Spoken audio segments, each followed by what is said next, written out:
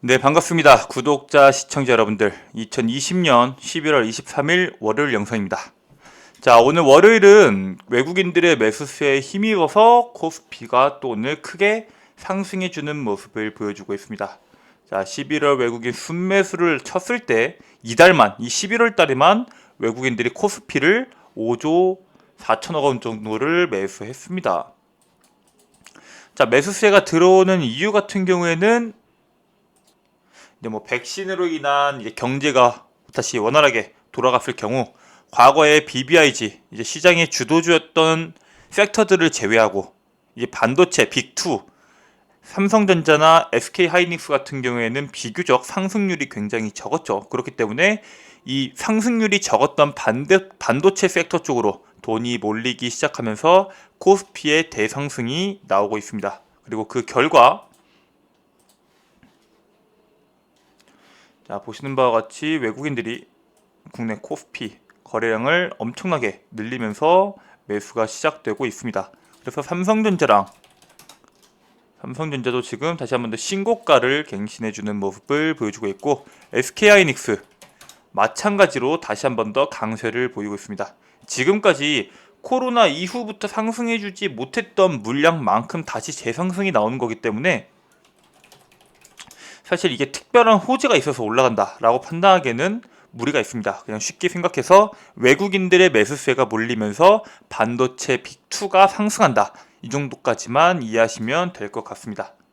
자, 그렇다면은 오늘 제가 여러분들께 말씀드릴 이 시젠 같은 경우에 제가 이 구간부터 바닥을 자꾸 돌리고 있다고 말씀을 드렸는데, 지금 현재 진단키트의 현황이, 진단키트 시장의 규모가, 진단키트의 앞으로의 방향성이 어떻게 될지 나와 있는 정보들을 조합해서 이제 현 시점에서 우리가 어떤 식으로 판단해야 될지 한번 말씀을 드리도록 하겠습니다. 자, 우선은 여기 나와 있는 거는 관세청에서 나왔던 진단키트 수출 데이터입니다. 과거 이제 3월달에 코로나가 터지고 4월달에 정점을 찍은 다음에 코로나 진단키트 수출 자체가 굉장히 많이 죽었습니다. 이 당시에 이제 뭐 진단키트는 끝났다, 선반영이 됐다라고 얘기가 나왔었는데 8월달부터 다시 한 번 더 수출량이 점차 증가하기 시작합니다. 지금 현재 시장의 움직임을 보면 여러분들께서 충분히 아실 수가 있겠죠. 자, 근데 여기서 중요한 점. 자, 여기 보시면 아시겠지만 지금 이건 11월 3일, 이제 한 이달 초에 나온 기사입니다. 자, 10월 15일에 발표된 9월 관세청 진단키트 수출 금액을 확인했을 때 고점이었던 4월 수출 금액을 갱신했다고 이야기가 나옵니다. 이게 9월달, 여기 8월달 나온 다음인 9월달일 때 여기서 나온 내용인데, 이 9월달에 나온 게 이 4월달에 고점을 갱신했다는 이야기가 나왔습니다. 무슨 뜻이냐? 9월달에 갱신했는데 10월달, 11월달 지금 어때요? 백신 이후에도 계속적으로 진단키트에 대한 수요가 늘어나고 있죠. 그렇기 때문에 앞으로 12월, 1월, 2월 달까지는 얼만큼의 진단키트 수요가 늘어날지 아무도 예상을 할 수가 없습니다. 자, 해당 내용을 한번 확인해 보죠. 자, 해당 뉴스 자료를 봐보면은 이것도 마찬가지로 한 2주 전, 1주 전 내용이네요. 11월 17일 내용입니다. 자, 보시면 2020년 코로나 진단키트 기업 누적 경영 실적입니다. 여러분들께서 보시면 아시겠지만 사실 영업이익에서 흑자를 보고 있는 기업들이 그렇게 많지는 않습니다. 여기 보시면 가장 큰 폭으로 상승한 기업은 시젠, PCL, 젠큐릭스, 수젠텍, 바이오니아 등 이런 식으로 나와 있죠. 근데 사실 자, 여기 나와 있는 이 시젠, PCL, 젠큐릭스, 수젠텍, 바이오니아 등 해당 주가들이 아닌 이 순이익을 한번 체크를 해볼게요. 매출액보다는 순이익을 봤을 때 바이오니아 어떤가요? 한 6배가량 상승을 했죠. 젠큐릭스 같은 경우에는 오히려 적자가 났습니다. 수젠텍 같은 경우에는 영업이익, 순이익 같은 경우에는 흑자가 났는데, 수젠텍 같은 경우는 이번에 얘기를 말씀드렸죠. 작년 3분기 대비해서 94%, 즉 적자가 나오면서 적자가 지속이 나오고 있습니다. PCL 같은 경우에는 사실 흑자 전환을 하긴 했는데 규모 자체가 워낙 적었습니다. 매출액이 한 3,100만 원대였습니다. 작년 분기요. 그렇기 때문에 이 수치 자체는 굉장히 크게 나왔는데 실제적으로 나온 순이익 자체는 얼마 되지 않는다. 즉, 이 진단키트 관련된 기업들이 굉장히 많은데 사실 실질적으로 수혜라고 볼 수 있는 기업은 시젠밖에 남지가 않습니다. 방금 여기 여러분께 보여줬던 내용이고, 자, 그렇기 때문에 우리가 이제 진단키트에 대한 이야기를 할 때 집어볼 수 있는 기업이 딱 두 개 있죠. 시젠과 랩지노믹스 정도가 있습니다. 실질적으로 증감률이 엄청나게 큰 기업이 이 랩지노믹스랑 시젠 두 개의 기업이 있죠.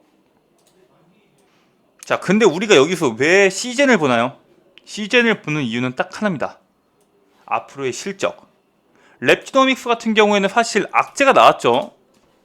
악재가 나왔습니다. 지금 랩지노믹스 같은 경우 진단키트 불량 이야기 나오면서 여기 들어가서 봤을 때 실질적으로 랩지노믹스가 팔았던,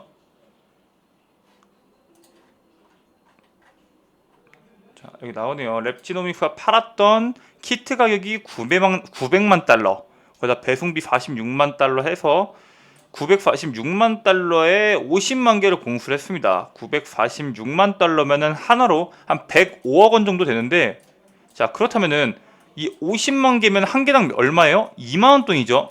지금 진단 키트의 가격은 대략적으로 한 2만 원에서 뭐 5만 원 왔다 갔다 하고 있죠. 비쌀 땐 10만 원까지 가긴 하는데 사실 2만 원대예요, 지금.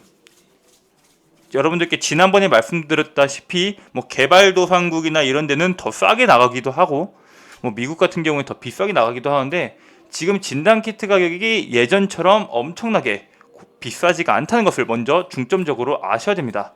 자, 그렇다면은 랩지노믹스 같은 경우에 이미 꺾였습니다. 꺾여서 떨어졌는데 관련 이 진단키트 관련 기업들 뭐 후젠텍부터 해가지고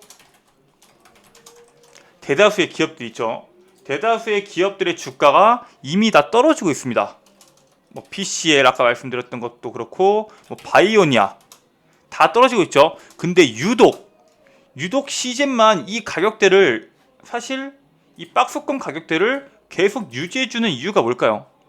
이미 실적이 반영됐기 때문이겠죠. 그렇기 때문에 해당 가격으로 과대 낙폭이 나온 이후에서 이 가격을 지켜주면서 계속적으로 조금씩 상승이 나와주고 있는 겁니다. 이 구간 자체를 깨고 내려가기 위해선 전제 조건이 몇 가지가 필요하죠. 첫 번째, 시젠이 무너지기 위한 전제 조건.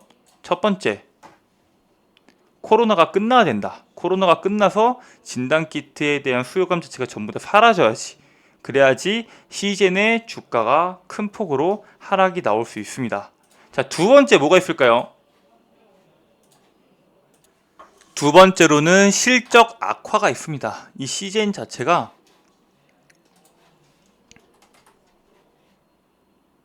뭐 대주주가 판다던가 대주주가 팔아는 그런 악재가 나온다던가 혹은 이 기업 자체에 문제가 생겨서 자금 융통이 막혀서 뭐 어쨌든 그런 실적적인 악재가 나와야지 이 종목 자체가 빠지겠죠. 지금 시즌 과거에 주가가 굉장히 나왔잖아요. 25,000원대에 시작을 했기 때문에 많은 분들께서 잘 모르고 계시겠지만 시즌 지금 코스닥 시총 2위입니다.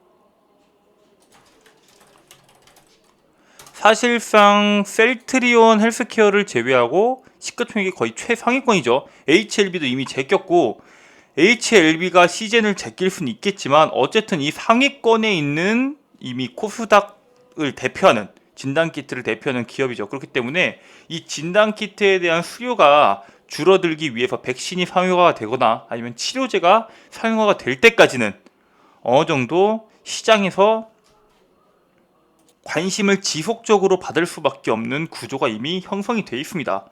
자, 최근에 화이자랑 모더나에서 백신 이슈가 나왔는데 백신 이슈가 나왔음에도 불구하고 코로나 확진자가 계속 늘어나면서 지금 현재 사회적 거리두기 2단계 지금 이제 진행이 되고 있죠. 그렇기 때문에 여러분들도 아시다시피 백신이나 치료제가 아무리 개발이 된다고 해도 상용화가 되기까지 걸리는 시간, 그 시간 동안 나오는 물량, 이 코로나에 확진자가 걸리는 그 수, 그 수에 대한 진단 키트의 수출 기대감까지 생각한다면은 사실 지금 주가 자체가 그렇게 높다고 말씀을 드릴 수는 없습니다. 자, 근데 보면은 굉장히 재밌는 게 수출의 정점을 찍었던 이 4월 달에 여기까지 찍었었는데 이 9월 달에 나왔던 요 이슈에서 사실 실적이 나왔잖아 이번에. 아까 보여드린 것처럼 수출 실적이 4월 달을 뛰어넘는다고 나왔습니다. 그럼에도 불구하고 주가가 횡보가 있다는 것은 차라리 하락을 하든지 아니면 급등이 나오면 상관이 없겠는데 지금 현재 이 횡보를 하면서 이 박스권 내에서 움직인다는 것은 다시 한 번 더 추가 상승을 기다린다고 밖에 우리가 판단을 할 수가 없습니다. 물론 해당 종목 시가총액이 큰 만큼 과거처럼 이렇게 장대양봉을 뽑으면서 뭐 15% 20%씩 날아가진 않을 수는 있습니다. 하지만 지금 현 구간이 우리가 만약에 잡을 수 있다고 하면은 대상승이 나온다고 하면은 최바닥 구간이라는 것에 대해서는 의심할 여지가 없습니다. 올라간다면은 40%, 이 박스권 상단까지만 간다고 해도 거의 한 40%에서 50%의 수익을 볼 수 있고, 손절을 친다고 해도 해당 이 박스권 구간까지 빠진다고 했을 때 나오는 물량이 한 30%. 그렇기 때문에 우리가 만약에 일정 부분 손절을 감안한다고 하더라도 사실 올라갈 수 있는 확률이 더 높고 실적이 받쳐주고 이슈가 받쳐준다면은 하방보다는 상방이 베팅하는 것이 훨씬 더 좋다고 생각을 합니다. 지금 시장 굉장히 불확실하죠. 가치주랑 성장주가 지금 힘겨루기가 굉장히 심각한 상황입니다. 이런 시장 속에서 성장주가 올라갈지 가치주가 올라갈지 아직 힘겨루기가 끝나지 않은 이 시점에서 아무 종목이나 잡는 것보다 차라리 실적이 확실하고 이슈가 살아있는 시젠 같은 종목을 저점에서 잡는 것을 훨씬 더 권장드리겠습니다. 자, 오늘 준비한 내용은 여기까지입니다. 다음에는 더 유용하고 더 새로운 내용으로 영상을 준비하도록 하겠습니다. 끝까지 시청해주셔서 감사드리고요. 구독과 좋아요 버튼 한 번씩만 부탁드릴게요. 감사합니다.